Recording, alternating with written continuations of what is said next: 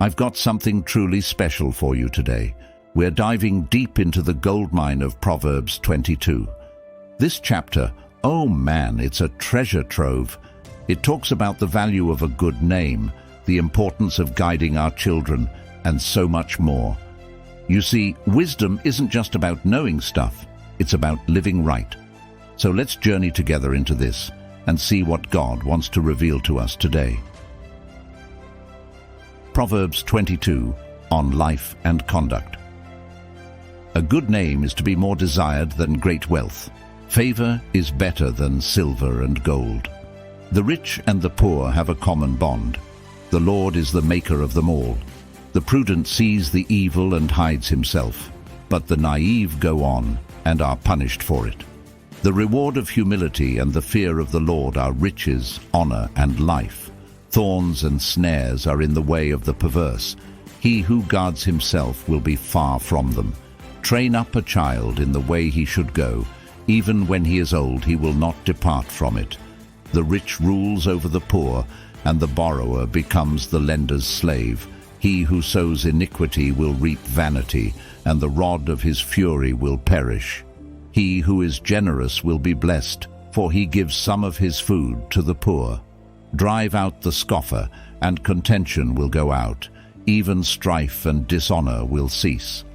He who loves purity of heart, and whose speech is gracious, the king is his friend. The eyes of the Lord preserve knowledge, but he overthrows the words of the treacherous man. The sluggard says, "There is a lion outside. I will be killed in the streets." The mouth of an adulteress is a deep pit. He who is cursed of the Lord will fall into it. Foolishness is bound up in the heart of a child. The rod of discipline will remove it far from him. He who oppresses the poor to make more for himself, or who gives to the rich, will only come to poverty. Incline your ear and hear the words of the wise, and apply your mind to my knowledge, for it will be pleasant if you keep them within you, that they may be ready on your lips, so that your trust may be in the Lord. I have taught you today, even you. Have I not written to you excellent things of counsels and knowledge, to make you know the certainty of the words of truth, that you may correctly answer him who sent you? Do not rob the poor because he is poor, or crush the afflicted at the gate, for the Lord will plead their case and take the life of those who rob them.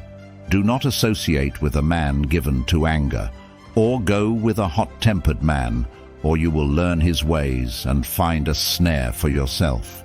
Do not be among those who give pledges, among those who become guarantors for debts. If you have nothing with which to pay, why should he take your bed from under you? Do not move the ancient boundary which your fathers have set. Do you see a man skilled in his work? He will stand before kings. He will not stand before obscure men. Can we just take a moment and appreciate the depth of what we just unpacked? Every time I read Proverbs, it's like unearthing fresh revelations. Remember, it's not just about hearing the word, but about applying it in our daily lives. Let's aim to be doers and not just hearers. I challenge you this week, consider the wisdom in Proverbs 22 and ask, how can I live this out? Thank you for joining me today, and until next time, stay blessed and walk in His wisdom.